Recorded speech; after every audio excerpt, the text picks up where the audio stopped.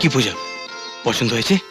আমি হিন্দু মেয়ে, শাখা সিঁদুরের দিব্যি দিয়ে অগ্নি সাক্ষী করে আমি তোমাকে স্বামী হিসেবে পেয়েছি। তুমিই তো আমার দেবতা। তোমার দেওয়া উপহার কি আমার অপছন্দ হতে পারে? খুব পছন্দ হয়েছে গো, সত্যি খুব পছন্দ হয়েছে। হতেই হবে পছন্দ। আমি শ্যাকরাকে বলেছিলাম আমার পূজা পড়বে যেন সেরা জিনিসটা হয়। আমি আজ আমার নিজের হাতে তোমায় দুল দুটো পরিয়ে দেবো। দেখি কানটা।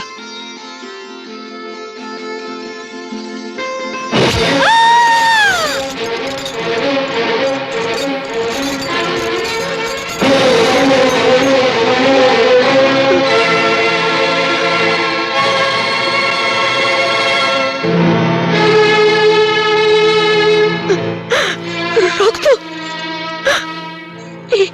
তুমি কি করলে? আমার তো কানটা খুব যন্ত্রণা হচ্ছে। আমার তো কানটা কেটে গেছে। কেটে যায়নি পূজা, কেটে যায়নি। আমি তোমার কানটাকে কেটে দিয়েছি। তোমার মনে আছে পূজা? তোমার মনে আছে সেদিন মন্দিরে তোমার দাদা যখন আমায় মেরেছিল আর তুমি তুমি তুমি হাততালি দিচ্ছিলে? সেদিন সমস্ত গ্রামবাসীর সামনে লজ্জায় অপমানে আমার আমার বাবার নাকটা কাটা গিয়েছিল।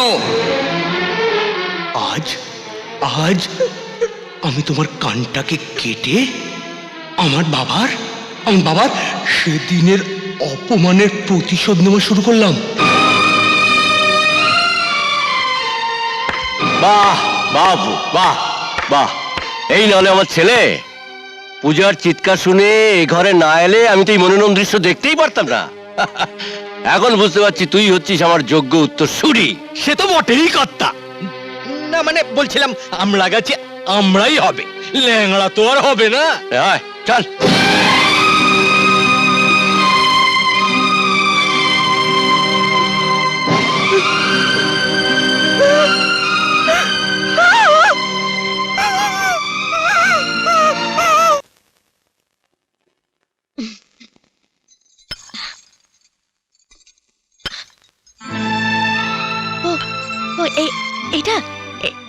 এটা একটা বিষাক্ত পোকা কামড়ে দিয়েছিল জানো।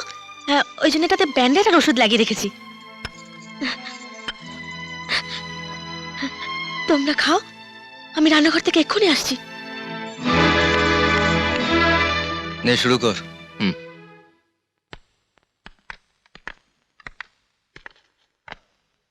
পূজা এখানে এসে আরো বেশি ভালো রান্না বান্না করছে, তাই না?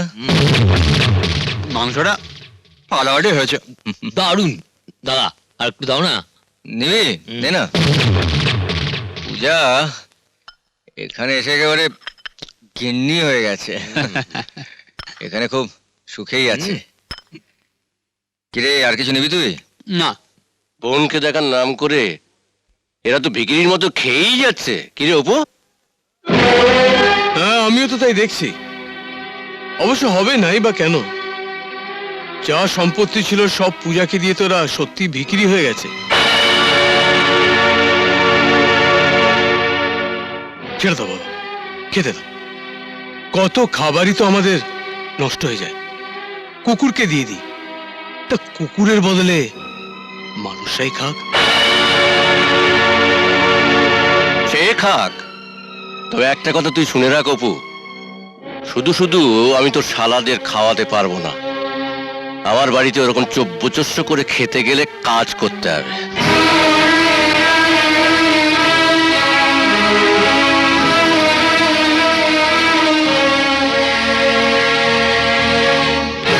রাজা মাঠের কাজ করবে, চাষাবাদের হিসেবটাও ভালোই পারে।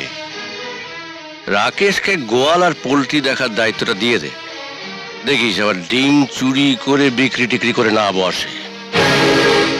রানা শুনেছি কলেজে পড়াশোনা করে, ওকে লেখাপড়া ছাড়িয়ে দিয়ে ঘরের ফাই ফরমাস খাটতে বল। ঠিক আছে বাবা, ঠিক আছে, ওরা তাই করবে।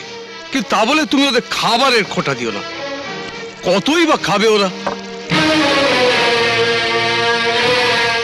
কি হলো বর্দা, তোমরা খাওয়া দাওয়া বন্ধ করে উঠে পড়লে যে? কি হয়েছে বর্দা? তোমরা কাঁদছো কেন? কাঁদছি না, আসলে পেটটা একেবারে ভরে গেছে রে তোকে দেখে। তুই এখানে কত সুখে আছিস, ভালো আছিস। ও বুঝেছি, আর বলতে হবে না।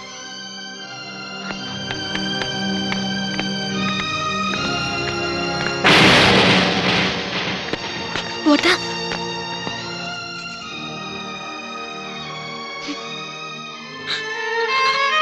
তোর পাগলি, তুই কাঁদছিস কেন? তুই সুখী হলে তো আমরা সুখী। বর্দা, তোমরা কতটা সুখ পেলে তা আমি জানি না, কিন্তু যদি পারো তো তোমাদের এই হতভাগিনী মনটাকে ক্ষমা করে দিও।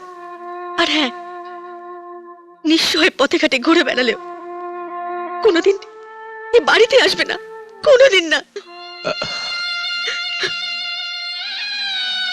পৃথিবীতে আমি বোধহয় সব থেকে দুর্ভাগা বোন, যে নিজের শ্বশুর বাড়িতে দাদাদের আসতে বারণ করছে। বেশ, আমরা আর কখনো এ বাড়িতে আসবো না, কিন্তু তুই কথা দে তুই আমাদের বাড়িতে আসবি। জানি না বর্দা, আমার ভাগ্যে কি আছে আমি জানি না, আমি কিচ্ছু জানি না।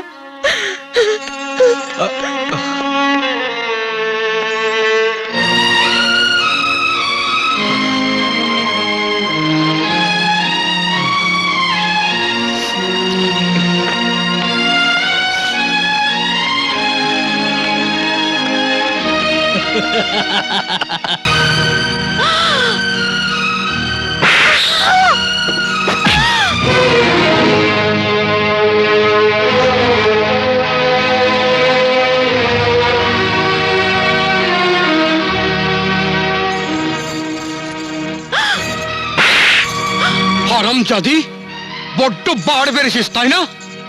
হ্যাঁ, গত বছর মন্দিরের সামনে তোর দাদারা আমাদের অপমান করলো, আর এবছর তুই? এত সাহস তোর হলো কি করে? হ্যাঁ,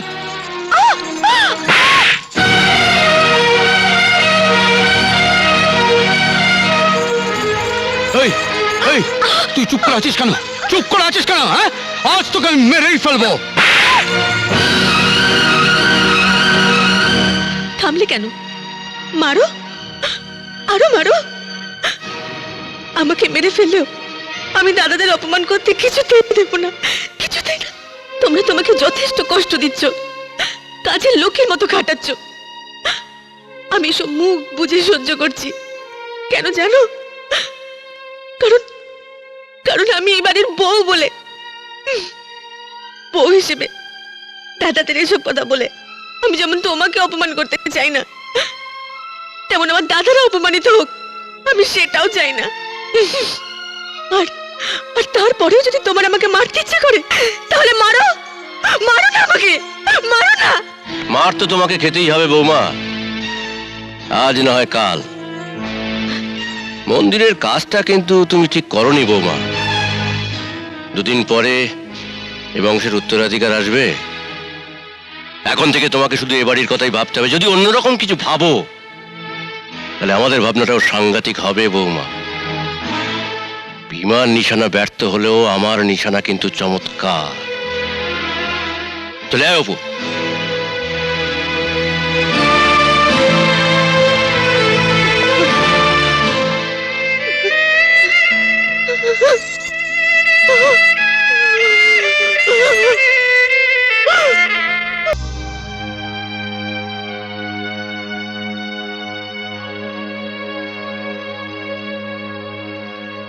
কিছু মনে করবেন না রাজাবাবু, খুব কৌতূহল বশত জিজ্ঞেস করছি, নিজের গ্রামে অত বড় কালী মন্দির থাকতে এ গায়ের শিব মন্দিরে ভাইয়ের বিয়ে দিতে এলেন কেন?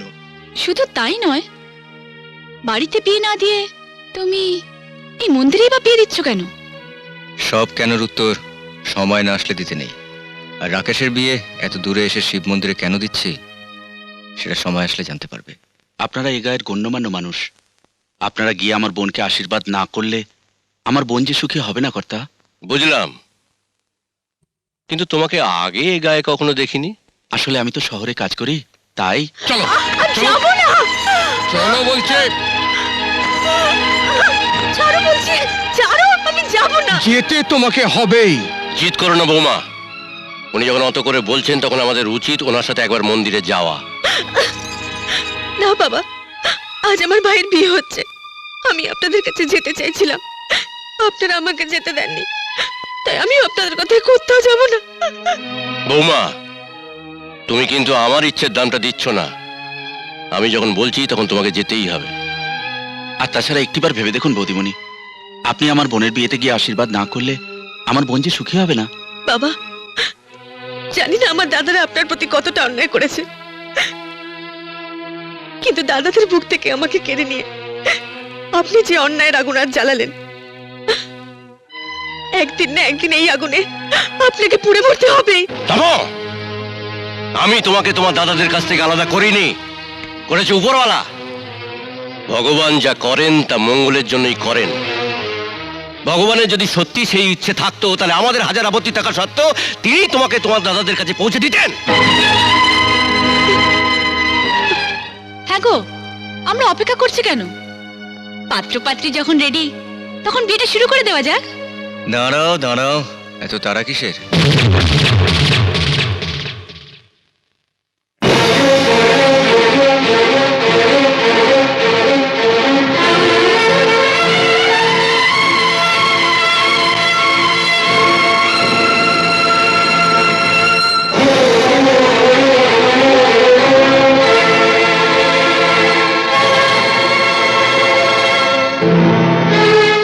আসুন আসুন মহিমবাবু, আপনাদের জন্য অপেক্ষা করছিলাম।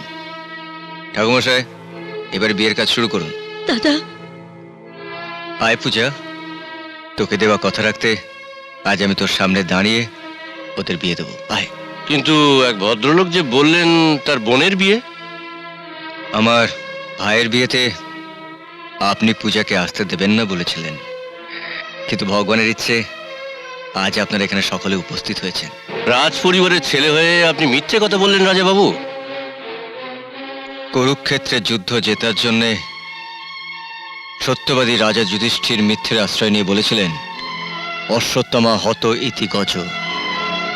তাহলে বোনকে দেওয়া কথা রাখার জন্য নিশিগঞ্জের রাজা মিথ্যের আশ্রয় নিলে অন্যায়টা কোথায় মহিমবাবু?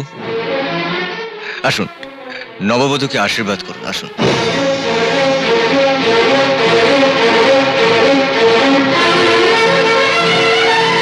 যা পূজা, ওদের কাছে যা। ঠাকুর মশাই, এবার বিয়ের মন্ত্র শুরু করুন। ওম কর্তব্যেऽস্মিন শুভ কন্যা সম্পদান কর্মণি স্বস্তি ভবন্তু ব্রবন্তু স্বস্তি ভবন্তু ব্রবন্তু স্বস্তি ভবন্তু ব্রবন্তু। ওম কন্যা সম্পদান কর্মণি ঋদ্ধিং ভবন্তু ব্রবন্তু। প্রজাপতি ঋষি নষ্টপচ্ছন্দ প্রজাপতি দেবতা সপ্তপতি গমনে বিনিয়োগা প্রজাপতি ঋষি রণষ্টপচ্ছন্দ প্রজাপতি দেবতা বিষ্ণু স্থানায়তু প্রজাপতি ঋষি। খবরদার!